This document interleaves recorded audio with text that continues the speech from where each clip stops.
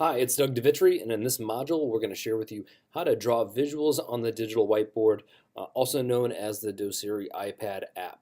And so this isn't so much loading visuals more than it is to actually draw on it, very similar to like you would draw onto flip charts. So as a result, you're going to be able to minimize the amount of drawings or objects to put on the screen for maximum impact. So in other words, instead of filling the screen with a lot that takes a lot of time, what is the exact thing that you can put on the screen to make sure that the customer understands where you're coming from. Also, how to tell a story using the digital whiteboard tools that position you as a go-to expert. Really, it's by what people pay attention to is not just so much what they hear, but it's what you write on the screen at the same time. So we're going to share with you how to be able to do that. And then finally, how to take customers' objections and handle them without no preparation whatsoever, or might what be perceived to be no preparation. Well, what ends up happening is once you start to do these over and over again, you start to develop patterns of behavior and drawing on the digital whiteboard, so you'll be able to master that technique as you move forward. So again, we're back to the digital whiteboard here, and if you see at the very top, we've highlighted the different options that allow you to make some of the drawings. And really what it comes down to is this is a skill set that you're going to want to be able to master to make sure that you're getting to these different tools as quickly as you need to. And then also think about this. You're going to want to be able to change the color from red to blue to green without taking a whole lot of time, because again, the attention span that somebody has on the other side of the computer or another screen that's not located in the same location is really going to have a lot to do with how focused you are on making sure you can move from one thing to the next. So as we move forward here, what I'd like for you to do is think about which colors will emphasize different key points. Maybe if you're increasing sales, you want to use a green pen. If you're using expenses, you use a red pen, and kind of so forth. So here's a couple whiteboard tips that help hopefully get you on the right track. Less writing is better and faster. So what I mean by that specifically, if I was going to write the word share, how else would you write do not share? Well, you could write do not. However, that takes a whole lot more time to be able to do that. What I would do is write the word share, and then maybe using a red line, I would just cross it out. So in other words, instead of sharing, that was a sign of do not share. Next is take some time with your penmanship. This is really hard for me because I know that I think really, really fast and I move really, really fast. And so I consistently have to remind myself to take my time writing. Also, this is a little trick that I picked up. It's a whole lot easier to write all caps than it is to capitalize the first letter of the word and then lowercase for the remainder of the word. I like to use multiple colors as possible. It's much more visual appealing, and it also increases the likelihood that people will remember what your visual looks like. Take up the entire screen. Don't be afraid to go too close to the edges. Again, you can if you do go too far and a word doesn't fit, you can always erase it and go back. And sometimes what I like to do is if I explain a really complex topic and people start to get overwhelmed, I can kind of tell them that there's a long drawn out silence. Sometimes I'll just add a smiley face in because that just lets people know that, hey, I'm with you. I know this might be a difficult topic. We're really here to kind of have some fun with this. So what you have at your disposal, which I can share with you kind of the visual, is different categories of the different tools that you have within the Doceri iPad app. And really comes down to three specific categories. Number one, these are the kind of the drawing tools. They're very similar to use a pen. The shapes is something that you can draw just by making sure you select the right object. And you kind of, if you're going to draw a square, such as this, I'm actually drawing one line, but I start up here at the point, and then I move down, and then when I let go of the pen in a diagonal stroke, I'm able to create that square or circle or line or arrow. And then the third is the eraser. And so what I'm going to do is I'm going to actually blow this up so you can see this a little bit better as far as if I pretend that what we're looking at is, let's say this is kind of the background image here in the background that goes all the way to the bottom, and I'm just pretending like I'm going to draw on it. So what ends up happening is you can see the different, what I'm going to do is I'm going to click on the pen twice.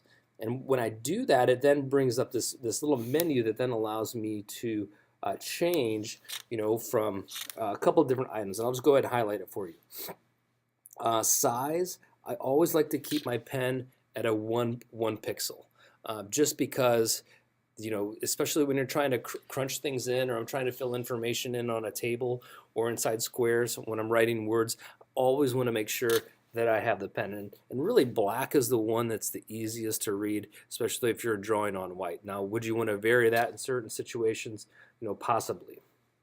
The next one to kind of pay attention to is the pen. So you can see right here is a blue pen, and that's also, it doesn't show that it's highlighted here, but it's a 10-point font. Now, if you want to be able to move from let's say right here it says 1 pixel to a 10 pixel font for the pen, all you do is you just move this line to whatever icon, and you can see, you can just go in and test it. Now, really, you're not going to be adjusting the size of your pens or your marking tools really at all. You probably only would do it once. In a rare situation, you might need a thicker square or circle, but the reality is you're going to stick with the most common ones that are available. Also, the highlighter, I like to keep that thick. 40 is usually good enough. If I'm doing real detailed work, maybe I might want to go less. I always use arrows. Now, I think Doceri, when you start it up, it starts with the line function. You'll just want to go ahead and change it. So right here, here's some different other drawing tools that you have to be able to choose from. You just click whatever one that you want to be able to use, and then it'll change up here at the top. Whatever. So if you want to change this little arrow right up here, you just click that and then select the right tool, and then it'll appear right up there for you. So that's a couple different ways of looking at it. Now, another thing that you're going to want to pay attention to is the eraser. Now, I keep the eraser at 32. I believe that's the standard default, but you can increase the size of the eraser, or you can decrease it. If you're an artist, chances are you're probably going to do a little bit more detailed work. But the reality is, as a sales professional, we just want to do really quick things. So really not necessary to go through and change any of the features, especially with the eraser.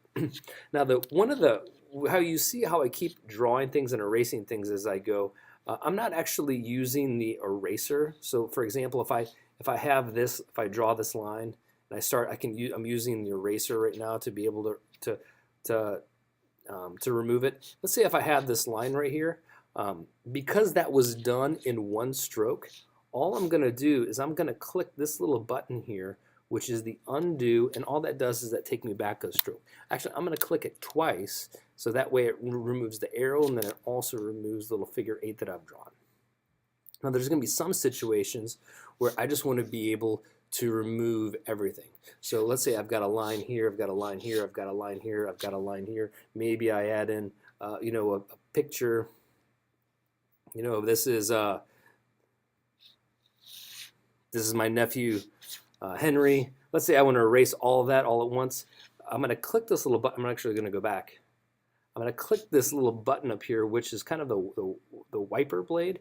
I'm going to click that, and that will erase everything that appears all at once. So I start from a fresh screen.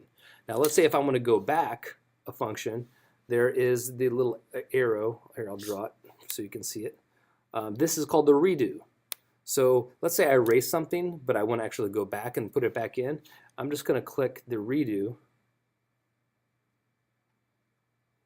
See how I just keep adding it back like that? I'm doing the undo, redo, undo, redo. So that kind of gives you a couple ideas on how to use the pen and the drawing tools for the maximum exposure. So next you're going to think about, well, how do you tell a story? Let's say you want to give your client a specific, or your customer a specific situation that maybe has been modeled in the past. So one of the things you can do is use templates to save some time. The entire story does not need to fit on one slide. So in other words, one thing that you can't see is that I can use this same backdrop. So right here, I'm looking at this this entire slide as a backdrop here. I can actually say hello,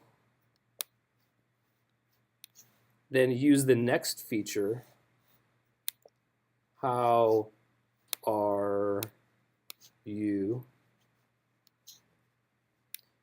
Use the next feature, I'm fine. Now I'm going to go to the previous slide, how are you? Hello. And so know that there's a forward and back feature using the existing slide that you're looking at kind of as a template inside.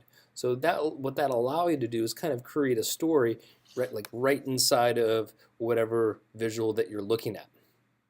And also, like we mentioned before, drawing lines, highlight circles, and rectangles don't mean anything without customized interpretation. So what that means is just because you were able to draw the visual, it doesn't mean that the customer is going to understand really what it means. Again, people aren't paying you for the information, they're paying for the interpretation of the information. So it's best to be as descriptive as possible when you're telling your specific story.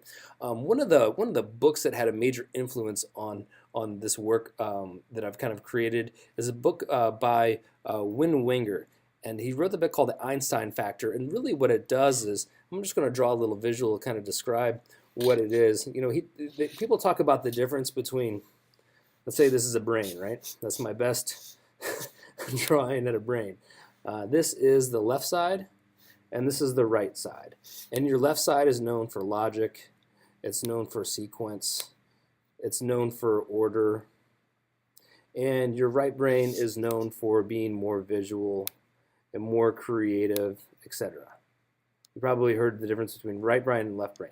Well, what Wynn does is he actually says there isn't such thing as left brain, right brain. There's what's called whole brain. And what you do is you practice a concept called image streaming. And I'll just go ahead and actually, instead of me writing it out, what I'm going to do is I'm going to go back to the slide. Just encourage you to read this book, because what ends up happening is people, as you start to tell the story of, let's say, your sales process or how you've helped other specific customers, you can start to learn to draw and visualize the story in addition to the spoken word. So it's a skill set you might want to pick up called idea streaming, and that will help you with your digital whiteboard skill set as you start to move forward. Also, think about this. You have what are called Venn diagrams that, when intersected in kind of the center, kind of describe a convergent relationship. So, for example, if I were going to talk about, two different concepts. Let's say right here, this is Allison, who's my fiance, and then this is me, Doug. I like books. She likes dogs. And then we both like to travel. Okay? That's just one way of drawing another, a Venn diagram. Another one is to do three. So let's say that there's three things that are part of this specific process. This is one I use quite a bit. One is the technology that you have. The next is the language or the expertise that you have. And then the next is the skill sets or the transfer of the knowledge. So you could be in a situation where you have the technology and you have the skill sets, but you don't have the specific language, so you'd fall right here. Or maybe you have the technology and the language, but you don't have the skill sets and being able to transfer that. Or maybe you have the language and the skill sets, but you don't have the technology to be able to support it, to be able to do it faster in competition. Well, ideally, where you'd like to be here is in the very center where you've been able to master all four. So that's just a quick example of a Venn diagram that describes a convergence of relationships that you could do with just about anything. Again, it's just 3 points, 2 or 3 points intersected at the center using the digital tools that you already have available. Next, this is one of my favorite, called the double axis chart. And this is one that I always like to draw, especially when people talk about social media and online engagement. You can fall in one of 4 categories. You're either the passive analytic, you are the active analytic. All that means that you're keeping track of all the different numbers. But really, to be successful, you need to be able to create create content. So this is the back up. This is the active creative. But the challenge is so many times we create too much information, but really we're not able to engage. Really where you want to be able to be, the very end is what's called an active collaborative. And you can see how the different, and you can even draw arrows too. This is where you're creating content, and then this is where you're listening. That's just a quick one, but again, you can think of several different examples for your own specific business and your specific methodology. A bullseye effect. This is one I like to use when we're talking about specific priorities. So what you do is you draw a little circle, then you draw a bigger circle, and then you draw a bigger circle like this, right? So then you would just write out on the side. This is the first, this is the second, and then this is the third. So as far as connections go, you always want to be targeted on your highest priority customer. Next, you have your referral opportunities, and then maybe this is your online marketing. So really the whole goal is to pay attention to the one in the center. So by creating that bullseye effect, people kind of can go right into the biggest priority, and it's just another visual way of being able to describe that. Simple graphs. This is one of my favorite ones to be able to tell a story. Again, you could just create this for just about anything. So let's pretend right here, this right here represents the amount of labor that you have, and then this right here represents the amount of sales that you could potentially have. But what I like to call this in the middle is called the compensation equilibrium, where compensation equilibrium. That's this point right here. So what that means is there reaches a point, especially when you start off a new business, where, just pretend that's spelled right, equilibrium. There's a point where you work really, really hard. This could be labor, and this could be costs right here, and then the green is revenue. So just by drawing a little simple graph like that, it kind of demonstrates where people need to be, and you can ask visually, where are you at right now, and where do you want to be able to end up? For decision making, one of my favorite ones is to draw the tournament bracket. So really what you start off with is one specific option. And then from there, let's say you want to be able to create a, let's say you need to be able to create a, I don't know, let's say a video. Let's use a different color pen for this. You want to be able to create a video.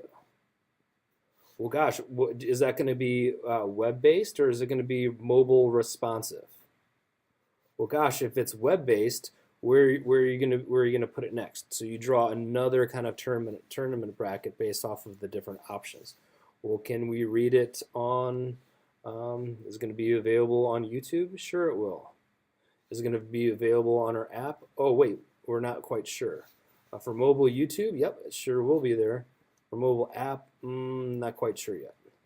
So that just helps you with the decision-making process using the tournament bracket style with the whiteboard. So again, we've got a lot of different resources that are out there. Keep studying, keep learning, and please share with us what you're able to implement.